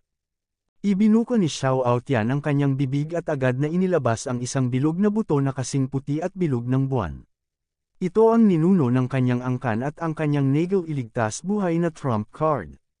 Gayunpaman, ang buto ng ninuno na ito ay lumipad lamang sa hangin at nadurog sa pira-piraso ng walang kapantay na gintong patpat. Pagkatapos, ang gintong patpat ay nadurog at tumama sa katawan ni Xiao Aotian. Malungkot na tumili si Xiao Aotian, ipinakita ang lahat ng kanyang makakaya, sumabog ng buong potensyal at lakas, gustong ipagtanggol ang nakamamatay na suntok na ito. Gayunpaman, ang isa sa kanyang mga depensa, sa ilalim ng napakalakas na suntok, ay mukhang lubhang mapatla at mahina. Sa ilalim ng walang kap-oras na suntok ng malupit na momentum na ito, nabasag ang lahat ng uri ng depensa na parang mga bulan ng sabon, at pagkatapos, ang maze na ito ay tumama ng husto sa katawan ni Xiao Aotian. Si Xiao Aotian ay nagkaroon lamang ng oras para magpakawala ng isang malungkot na sigaw, pagkatapos ay pumutok, sumabog sa napakalaking ambon ng dugo, wala kahit isang buto na kasing laki ng takip ng daliri ang natira. Sa sandaling ito, ang gintong cudgel sa kamay ni Chen Lei, na nangingibabaw pa rin sa wuswang, ay tumama sa ambon ng dugo, at bumagsak ng husto sa lupa. Sa isang malakas na tunog ng boom, ang piraso ng lupa na ito ay direktang nabasag sa isang malalim na hukay, at ang hindi mabilang na malalaking itim na walang ilalim na mga bitek ay mabilis na kumalat patungo sa paligid. Ang buong lupain ay nanginginig, tulad ng dagat, na umaalon ng mabangis, at hindi mabilang na mga bundok at mga ilog ay sunod-sunod na gumuho. 12 Rofeng, Zaifungdo, Blood Sickle, at 12 Chenshan 4 na tao ang nabaligtad ng libu-libong milya ng malakas na hangin, na nagpatatag sa kanilang figure. Sa sandaling ito, ang isa sa mga buto ng ninuno sa ilalim ng tela ng 12,000 Mountain ay natama ng maze ni Chen Lei. Pagkaraan ng ilang sandali, ang napakatigas na buto ng ninuno ay direktang napunit. Sa sandaling ito, ang gininto ang cudgel sa kamay ni Chen Lei, pagkatapos ng pagsabog ng nakadurog na suntok na ito, ay nabasag din ang bawat pulgada at naging isang lugar ng gintong alikabok. Isang malaking puwersa ng countershock ang dumaan patungo sa kanang kamay ni Chen Lei. Ang virtual crystal armor sa katawan ni Chen Lei, 178 layer ng nakatiklop na void, halos sabay na nabasag. Ang virtual crystal armor sa kanyang katawan, sa isang kisap mata, kumalat ang mga bitik. Sa kabutihang palad, ang virtual crystal battle armor na ito ay nakatiis ng halos 70% ng backlash para kay Chen Lei, at ang natitirang 30% ay direktang ipinasa sa katawan ni Chen Lei. Ang kanang braso ni Chen Lei ay may hawak na isang patpat, ang kanyang laman at dugo ay nagkapira-piraso, na nagpapakita ng buto ng braso na parang pulong ginto at bakal. Nakaramdam lang ng matinding sakit si Chen Lei, at tuluyan na siyang nawala ng malay sa kanyang kanang braso habang hawak ang stick. Ang kapangyarihan ng cudgel na ito ay hindi lamang direktang sumabog kay Xiao Aotian, ngunit maging si Chen Lei ay dumanas ng napakalaking backlash. Gayunpaman, ang lahat ng ito ay katumbas ng halaga. Dapat mong malaman na sa ilalim ng kasanayang ito, ang mga ninuno na puro dugo ay sumabog. Sa ganoong record, ang anumang pagkawala ay maaaring masakop. Kabanata 728. Nang pinatatag ng 12 Rofeng, Zifeng at Blood Sickle ang kanilang mga katawan, lahat sila ay nabaliw. Talagang pinatay ni Chen Lei ang isa sa kanila. Bagamat nasugatan din si Chen Lei, 12 ng mga pamamaraan ang maaaring mabilis na makabawi mula sa pinsalang ito, ngunit si Xiao Aotian ay binugbog hanggang mamatay. Walang mga buto na natitira. Ang ganitong resulta ay hindi katanggap-tanggap sa 12 Rofeng at sa iba pa. Umuungol. Ang tatlong nagbabalik na dalisay na dugo ay umungal, bawat isa ay may pulang dugo na mga mata at nagninangas na galit, bawat isa ay desperadong naging tatlong streamer, at dumurog kay Chen Lei. Si Chenlei ay natural na hindi makikipag-away ng husto sa 3 taong puro dugo na bumalik sa oras na ito, umatras mula sa kawalan ng kulog at tumakas ng libu-libong milya. Ngayon, ang isa sa mga buto ng ninuno sa pagbuo ng buto ng ninuno na inilatag ng 12,000 mountains ay nabasag sa mga piraso. Ang engranding pormasayon na ito ay hindi na mapapanatili at tuluyan nang nawala ang impluwensya nito. Nagdulot din ito ng matinding panlulumo sa 12 Chenshan. Sino ang mag-aakala na si Chenlei ay maaaring magpakita ng napakalakas na kapangyarihang panlaban, at biglang sinira ang ancestral formation sa isang suntok. Nang walang mga paghihigpit sa pagbuo ng buto ng mga ninuno, si Chenlei Hai ay tumalon at lumipad ng mataas ang langit, at direktang dinurog ang walang laman na hakbang ng kidlat, humakbang ng libu-libong milya, at nawala ng walang bakas sa isang kisap mata. Gusto siyang habulin ng 12 Ruofeng at ng iba pa, ngunit sa kasamaang palad, kahit na sa kasalukuyang bilis ng 12 Ruofeng, mahirap mahabol si Chenlei, na gustong tumakas. Ang mga nawawalang bakas ni Chenlei, 12 Chenshan, 12 Ruofeng, Bloodside, at Zifeng ay nagkatinginan, gustong umiyak ng walang luha. Naglagay sila ng mga bitag, at hindi sila nag-atubili na gamitin ang nakatagong anak na nagtago sa sangkatauhan sa loob ng ilang dekada upang hulihin ang ama ni Chenlei bilang Pain, at maglagay ng malaking bilang ng mga bitag upang palibutan si Chenlei. Masyadong misensi ng layout, ang huling resulta ay ang 2 pure-blooded alien ay pinatay ni Chenlei, at ang hostage na ginamit bilang Pain ay nailigtas ni Chenlei. Maging ang 12 Chenshan, ang pinakamataas na commander sa larangan ng digmaan sa kalangitan, ay pinugutan din ng ulo. Bisig. Ang ganitong uri ng pagkawala, gaano man ang pagtingin mo dito, ang pagkilos na ito ay isang kompletong kabiguan. Tumingin ang 12 Chenshan sa paalis na likod ni Chenlei at bumantong hininga, nakaramdam ng matinding panghihina. Ang kasalukuyang lakas ni Chenlei ay hindi maintindihan sa buong larangan ng digmaan sa kalangitan. Walang kalaban si Chenlei. Sa ilang sandali, ang kumpiyansa ng 12 Chenshan sa paghawak sa Sky Battlefield sa kanyang mga kamay sa pagkakataong ito ay bumagsak sa pinakamababang antas. Laking gulat din ng 12 Ruofeng, Blood Sickle, at Zifeng, ang tatlong nagbabalik na dalisay na dugo. Bagamat mayabang sila, hindi sila tanga. Alam nila na kapag kaharap si Chenlei, hindi sila magkakaroon ng pagkakataong manalo. Matagal silang matatamaan. Dad, ano ang susunod nating gagawin? Tanong ni 12 Ruofeng kay 12 Chenshan. Kinolekta ng 12 Chenshan ang natitirang mga buto ng mga ninuno, at pagkatapos ay sinabi, unawin muna ang mga tropa at iulat ang sitwasyon dito sa Ancestral Court. Ang Ancestral Court, ang pinakamalaking institusyon ng alien race, ay namamahala sa buong alien race, at katulad ng Human Dynasty, ngunit ang Ancestral Court ng alien race ay mas makapangyarihan kaysa sa mga Diyos.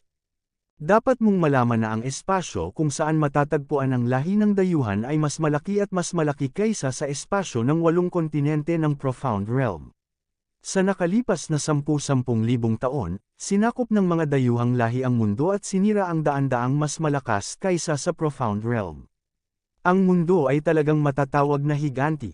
Kaya lang, ang mga dayuhang lahi ngayon ay nagkakaroon din ng mga problema sa ibang larangan ng digmaan.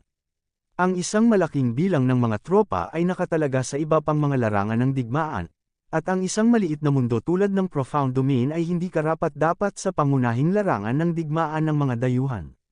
Tumutok dito. Noong una, inakala ng matataas na opisyal ng lahi ng dayuhan na madaling makontrol ang sitwasyon sa larangan ng digmaan sa kalangitan, ngunit ang liham ng kahilingan mula sa 12,000 Mountains ay pinilit ang mga senior alien na muling suriin ang larangan ng digmaan sa kalangitan. Wala silang masyadong pakialam kanina. Sa sandaling ito, ang dayuhang lupain kung saan matatagpuan ang mga dayuhang lahi, isang palasyo na maihahambing sa isang malaking bituin, ay nasuspain sa walang katapusang kawalan, hindi mabilang na malalakas na dayuhang lahi ay patuloy na pabalik-balik at lumilipad papasok at palabas, at mayroong hindi mabilang, mga barkong pandigma at mga butas. Ang kuta ay patuloy na lumipad palabas, lumubog sa kawalan at naglaho. Ang malaking palasyong ito ay ganap na itinayo mula sa mga buto ng pinakamalakas na nilalang sa lahat ng lahi sa Starry Sky Universe. Ang bawat buto ay samsam ng mga nauna sa dayuhang lahi na pumatay sa pinakamalakas sa lahat ng lahi. Ang napakalaking palasyong ito ay parang karangalan ng isang dayuhang lahi. Sa oras na ito, sa pangunahing bulwagan ng palasyong ito, pinag-uusapan ang mga bagay-bagay ng ilang alien elder na nagngangalang takot. Ang isa sa mga elder sa kanyang mga kamay ay isang larangan ng digmaan na ipinasa mula sa 12,000 bundok, ulat ng labanan. Masyadong walang kakayahan ng 12,000 mountains. Ni hindi nila kayang talunin ang isang maliit na larangan ng digmaan sa kalangitan. Nawalan sila ng tropa at nawalan ng mga general. Inatake sila ayon sa batas. Alien na matanda, mukha na bakal at walang pakialam, at sobrang tangkad. Ito ay isang elder ng Iron Spider Clan. Hindi ko alam kung ilang taon na siya. Sa kapasidad na ito, tinawag siyang Iron Man ng Spider Clan. Ang ninuno ng angkan na ito. Siyempre, hindi siya maaaring maging sinaunang ninuno ng angkan na ito, ngunit limitado rin ang kanyang lakas kumpara sa sinaunang ninuno. Ang iba pang mga matatanda na nasa pangunahing bulwagan ay mga makapangyarihang ninuno ng iba't ibang lahi, at sila rin ay mga matataas na antas ng matatanda sa palasyo ng ninuno. Hindi ito ganap na masisisi sa batang 12,000 mountains.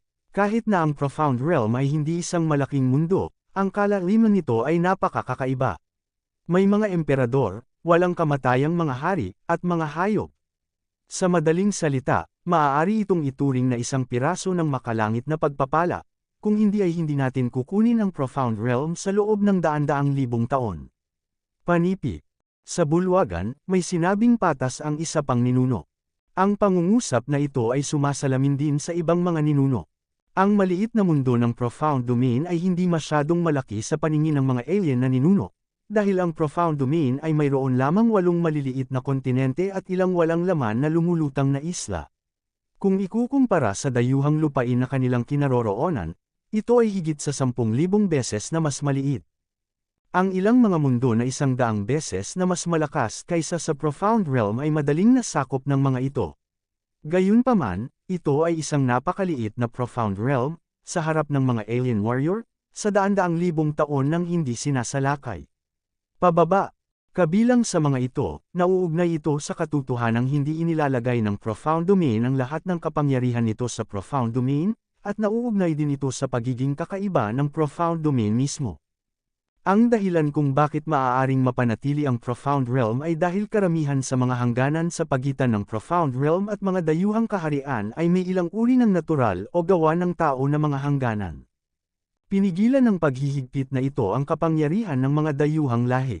Tanging ang mga dayuhang lahi na mababa ang lakas ang makakagawa nito sa sandaling makapasok ka sa lugar na ito, kapag ang iyong lakas ay lumampas sa isang tiyak na kaharian. Kung gayon hanggat tumuntong ka sa lugar na ito sa hangganan, lahat kayo ay mapuputol sa isang kaharian. Sa pagkakataong ito, ang hitsura ng larangan ng digmaan sa langit ay pareho. Tanging ang kaharian ng Wuwang ang maaaring pumasok. Kapag nalampasan mo na ang Wuwang Realm, kung gusto mong pumasok sa battlefield ng langit, ang iyong lakas ay mapipigilan sa isang iglap. Sa ganitong paraan, ang lahi ng dayuhan ay hindi makapagpadala ng tunay na malalakas na tao, ngunit maaari lamang magpadala ng mga malalakas na tao sa antas ng Martial King para umatake. Sa ilalim ng gayong mga kalagayan, hindi madaling dalhin ang momentum ng larangan ng digmaan sa kalangitan na may isang tambol. Kabanata 729. Sa Ancestral Hall, bagaman ang ilang matatanda ay hindi nasisiyahan sa 12,000 mountains, pagkatapos pag-usapan ito, nagpasya silang magpadala ng higit pang mga reinforcement. Pagkatapos ng lahat, ang Sky Battlefield na ito ay magiging isang mahalagang bahagi ng pagpasok sa Profound Realm sa hinaharap. Napakahalaga ng madiskarteng posisyon. Bueno, pagkatapos naming magpasya na magpadala ng mga reinforcement upang matulungan ang 12 Tianshan, pagkatapos ay pumunta kami upang pag-usapan kung sino ang ipapadala. Matapos magkaroon ng kasunduan ang ilang matatanda, sinimulan nilang talakayin kung sino ang dapat ipadala para tumulong sa 12,000. Direktang sinabi ng isang elder, ayon sa 12 Tianshan, ang sangkatauhan na pinangalanang Chen-Lei ay halos hindi magagapi sa parehong kaharian. Ilang puro dugong tao na bumalik ay pinugutan lahat ni Chen-Lei. Hindi sila ang kalaban ni Chen-Lei. Kung kami ang clan na pinadala ay masyadong mahina, at mamamatay sila kapag umalis sila. Panipi. Ang isa pang elder ay nagsabi, ang Chenlei ng sangkatauhan na ito ay hindi dapat maliitin, ngunit hindi natin masyadong mapapalaki ang Chenlei na ito. Pagkatapos ng lahat, ang mga henyo na ito ang mga purong dugong pumasok ay sumanib na lamang sa kanilang dugong ninuno, at hindi pa man lang nakakuha ng mana sa dugo ng mga ninuno, lalo na sa ganap na paggamit ng kapangyarihan ng dugo ng mga ninuno. May potential lang sila, pero hindi pa mature. Panipi. Oo, kahit na malakas si Chenlei, hindi siya dapat masyadong malakas para talunin. Gayunpaman, hindi natin ito maaaring basta-basta. Dapat tayong magpadala ng malalakas na tao ng may ganap na katiyakan. Ang isang malakas na tao na mas malakas kaysa sa isang dalisay na dugong henyo na may dugong ninuno, mayroon lamang ang unang henerasyon ng mga henyo sa lahat ng lahi. Gayunpaman, ang unang henerasyon ng mga henyo sa lahat ng lahi ay napakabihirang din. Ngayon sa palasyo ng mga ninuno, maaari lamang silang makahanap ng isang unang henerasyon ng mga henyo, at ang iba pang mga henerasyon ng mga henyo ay nagsasanay sa ibang mga larangan. Panipi. Mukhang ito ang tanging paraan upang pumunta. Nagkatinginan ang ilang matatanda. Sa kasalukuyan ay maaari nilang pakilyusan ang mga sundalo, at mayroong ilan, ngunit walang maraming tunay na mga master, mga henyo sa unang henerasyon, at isang tao lamang ang natitira sa hukuman ng ninuno. Ang unang henerasyong henyo na ito, nakababalik lang mula sa ibang larangan ng digmaan upang magpahinga, ay ang unang henerasyong henyo ng angkan ng astrolohiya. Sa iba pang lahi, ano ang unang henerasyong henyo? Iyon ay isang henyo na katumbas ng antas ng sinaunang ninuno. Kapag siya ay lumaki, siya ay tiyak na isang higanti, at walang duda. Ang unang henerasyon ng mga henyo ng astrology clan ay ipinanganak mula sa mga itlog ng bituin. Sa sandaling ipinanganak siya, nagkaroon siya ng lakas ng klase ng Wazong. Ngayon, kahit na siya ay sanggol pa, ang kanyang lakas ay umabot na sa rurok ng Wusheng. Kung tungkol sa kanyang pisikal na lakas, tinatalo nito ang parehong henerasyon at kakaunti ang kalaban. Ang henyong ito ng unang henerasyon ng astrology clan ay minsang gumawa ng napakatalino na talaan ng pagpatay sa mga kaaway sa antas ng Wusheng noong siya ay nasa Wazan Realm. Bagamat sinasabing may field suppression ang Sky Battlefield, ang unang henerasyong henyo ng tribo ng astrolohiya ay hindi maaaring gamitin ang lahat ng kapangyarihan, ngunit hindi dapat maging problema ang pagsupil kay Chenlei. Sa mga elder sa Ancestral Palace na ito, ang isa sa kanila ay may dagdag na Jade Talisman sa kanyang kamay, nakipagkamay sa kanya, at ginawa itong isang stream ng liwanag, na wala sa kawalan. Pagkaraan ng ilang sandali, pumasok sa bulwagan ng palasyong ito ng ninuno ang isang matangkad at ulong elepante. Nakakita na ako ng ilang elder, at hindi ko alam kung paano tatawagan si Xingba para pumunta, ano ang sasabihin ko sa iyo. Bagamat siya ay isang bihirang henyo sa unang henerasyon, si Xingba ay napakakumbaba sa harap ng ilang matatandang antas ng ninuno. Ang mga matatandang ito ay nasiyahan din sa Starbades, tumango at nagsabi, mga Starbade, ito ang kaso, nagpasya kaming ipadala ka sa larangan ng digmaan sa kalangitan, ano sa palagay mo? Ipinaliwanag ng isang elder ang sitwasyon sa Sky Battlefield kay Xingba ng detalyado, at pagkatapos ay magiliw na nagtanong. Si Xingba ay isang out-of-this-world wizard sa mga lahi ng dayuhan. Kapag ang mga matatandang ito ay humarap kay Xingba, hindi sila magkakaroon ng ganoong lasa ng sugo. Kinailangan nilang pag-usapan ang lahat kay Xingba. Kung ayaw gawin ni Xingba ang gawaing ito, hindi siya pipilitin ng kanilang mga nakatatanda. Nako, may ganoong karakter, interesado akong makita at malaman, kinuha ko ang gawaing ito. Narinig ni Xingba na sa sangkatauhan, mayroong isang walang pigil na powerhouse, na pumutol ng ilang mga purong dugong bumalik ng sunod-sunod, at agad siyang naging mapagkumpetensya at pinasiklab ang kanyang espiritu ng pakikipaglaban. Bagamat si Xingba ay isang henyo sa unang henerasyon, alam din niya kung gaano kalakas ang mga pure-blood returnees sa clan na ito. Sa kasalukuyan, ang mga pure-blood returnees sa clan ay walang paraan para sugpuin si Chenlei. Medyo abnormal talaga ang lakas ni Chenlei, it's worth a trip for him. Okay, pagkatapos ay handa ka ng maghanda, magpakita ng 1,000,000,000 tropa, at umalis ka agad. Ilang matatanda ang tumango at sinabi kay Xingba, igalang ang buhay. Tumango si Xingba, pagkatapos ay bumalik upang maghanda. Sa Sky Battlefield sa oras na ito, umalis na si Chen Lei, naghanap ng malayong lugar, direktang nag-set up ng formation, at pagkatapos ay nagsimulang pagalingin ang kanyang mga sugat. Ang pinsala ni Chen Lei ay talagang hindi kasing liwanag ng tila sa labas, ngunit umabot na ito sa isang napakadelikadong punto. Dapat mong malaman na ginamit niya ang Critical Strike Rune at ang Critical Strike Rune sa Golden Cudgel para mag-superimpose, at ang pagkabigla ni Xiao Aotian ay sumabog, at ang puwersa ng counter-shock ay hindi lamang yumanig sa kanyang laman at dugo. Nabalian ang braso, nagdusa din ng napakalubhang panloob na pinsala. Sa ganitong mga kalagayan, tiyak na hindi siya ang kalaban ng nagbabalik na pureblood. Sa makatuwid, ito ang pinakamabilis na paraan upang makatakas. Sa oras na ito, nakaupo si Chen Lei na nakasquat sa isang kuweba na pinasabog ng suntok, maingat na sinusuri ang kanyang mga sugat.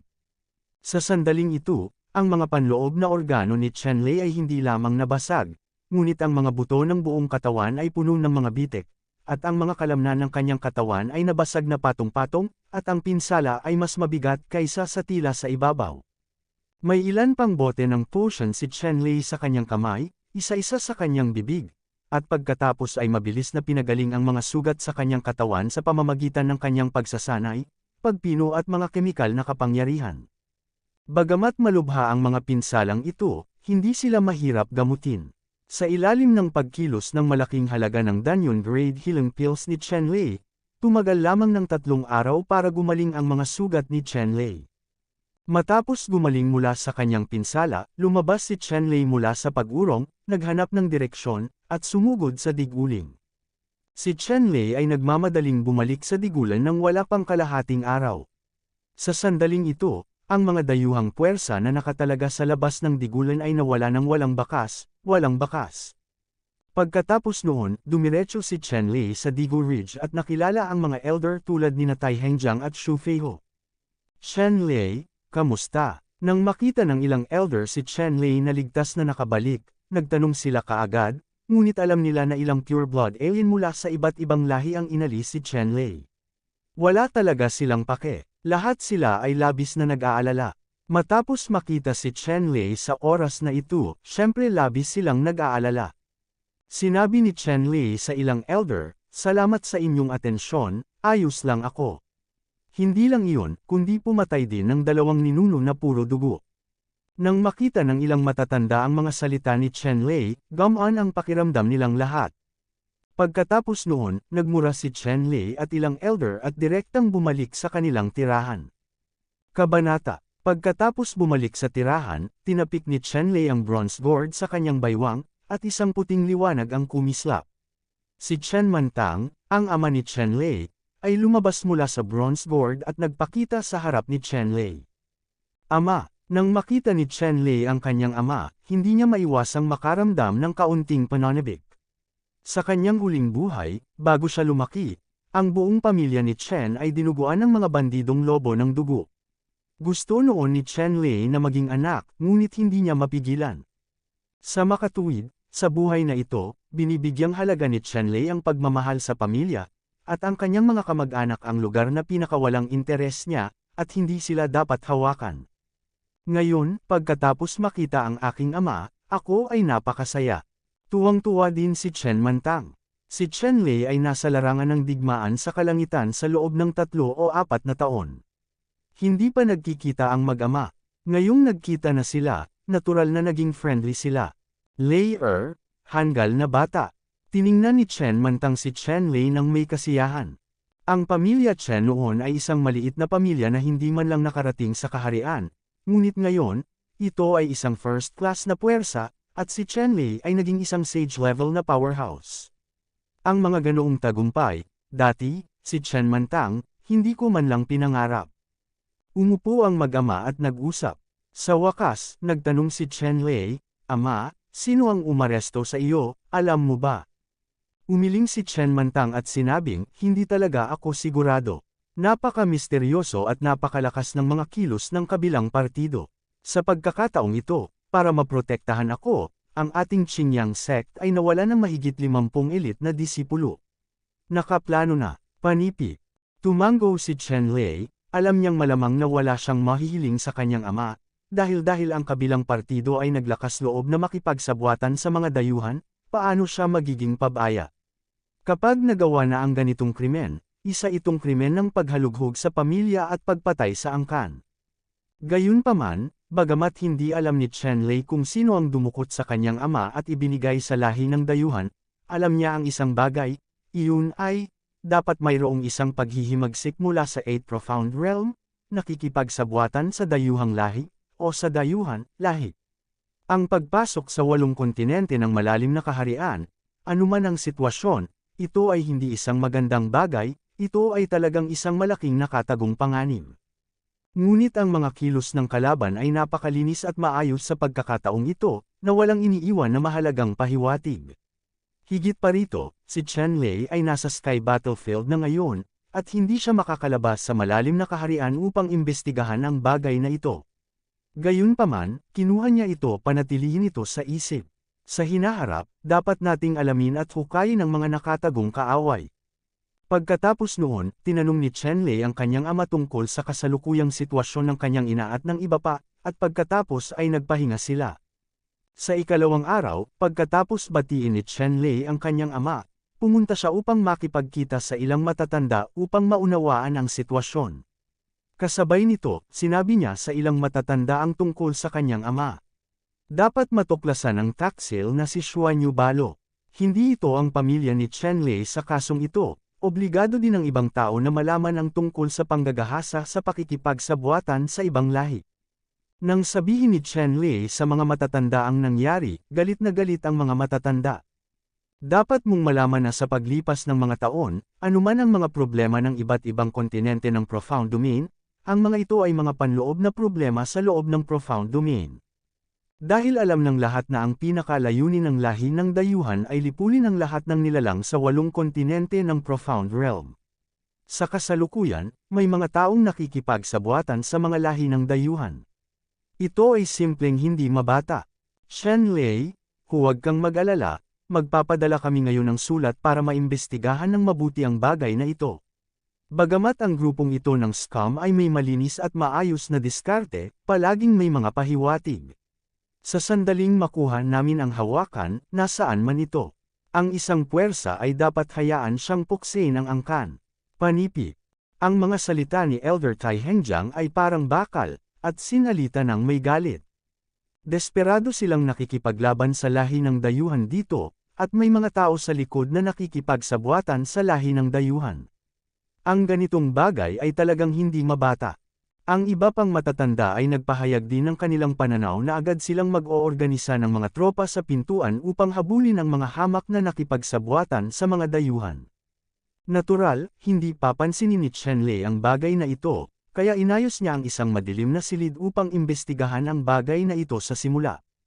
Ngayon, kasama ng kapangyarihan ng ilang mga banal na lugar at mga Diyos, ang mga hamak na ito na nakikipagsabwatan sa mga dayuhang lahi ay maaaring mahukay sa madaling panahon.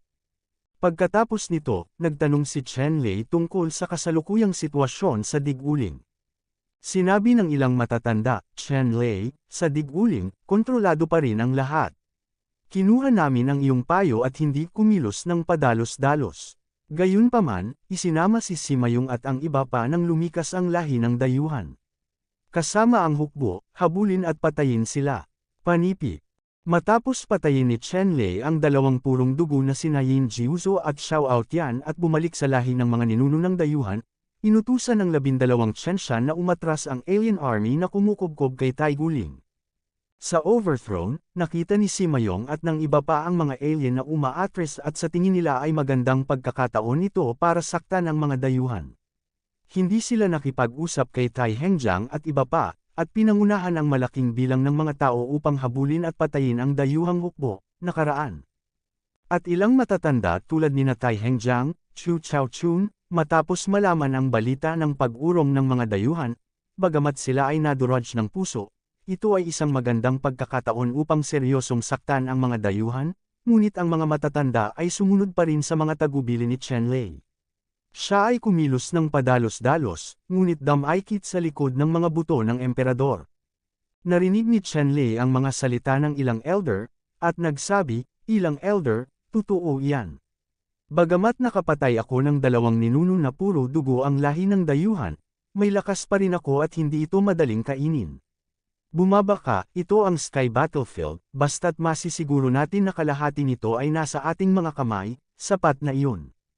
Tulad ng para sa pagmamaneho ng mga dayuhan na karera sa labas ng larangan ng digmaan sa kalangitan, hindi ito makatotohanan. Panipik. Tumango rin ang ibang matatanda. Sa oras na ito, alam na nila na ang kabilang dulo ng Sky Battlefield ay tumagos sa mundo kung saan matatagpuan ang lahi ng dayuhan. Ang lahi ng dayuhan ay maaaring magpatuloy na magpadala ng mga tropa sa Sky Battlefield, na gustong kunin ang buong Sky Battlefield. Imposible ang trabaho. Hanggat ginagarantiyahan nila na ang buong celestial na larangan ng digmaan ay hindi mahuhulog sa mga kamay ng mga dayuhan, ito ay maituturing na isang mahusay na tagumpay. Sa makatuwid, ang kaisipan ng bawat nakatatanda sa kasalukuyan ay nagbago, sinusubukan lamang niyang maging matatag, hindi bumuo ng mga pambihirang tagumpay. Pero iba si Simayong. Si Simayong ay tungkol sa kanyang sarili. Gusto lang niyang makuha ang mga boto at umalis. Kaya naman, nais niyang samantalahin ang pagkakataon ng dayuhan na umatras at kumita ng maraming pera. Walang pakialam si Chen Lei sa buhay at kamatayan ni Simayong at ng iba pa. Siya ay nanirahan sa Digu Ridge at tahimik na nagsasanay sa paglilinang. Sa panahong ito, dumaan siya sa hindi mabilang na mga laban, at lahat ng uri ng pagsasanay ay nakakuha ng mga bagong insight. Ito ay tumatagal ng ilang oras upang pagnilayan, pagbubuod, at pagcondense. Ngayon ay abala siya at ginugugol ang kanyang lakas sa lahat ng uri ng ehersisyo. Pambihirang tagumpay sa itaas. Sa lihim na silid, ang espiritual na kamalayan ni Chen Lei ay sumilip sa kanyang katawan. Sa sandaling ito, buto, meridian, laman at dugo, fasa, at iba pa sa katawan nito ang lahat ay may kulay na may sapi ng malabughaw na ginto. Ganito mismo ang tanong ni Qingdi kay Jing Xiaocheng.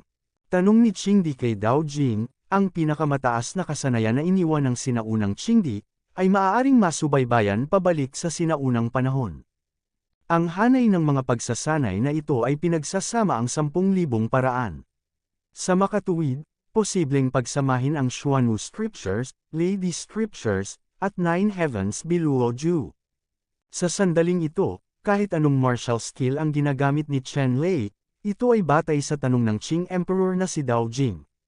Bilang karagdagan sa Dao Sutra ng Qing Emperor, sinabi rin ni Chen Lei na ang paglilinang ay may 2 pagsasanay na inaakalang umiral noong sinaunang panahon o mas maaga pa, ito ay ang Immortal Zhongju at Zishao Immortal Dingju. Kabilang sa mga ito, ang Immortal Belju ay inukit sa 9 Heavens Below Bell, at ang Zishao Immortal Dingju ay inukit sa 3-legged round tripod.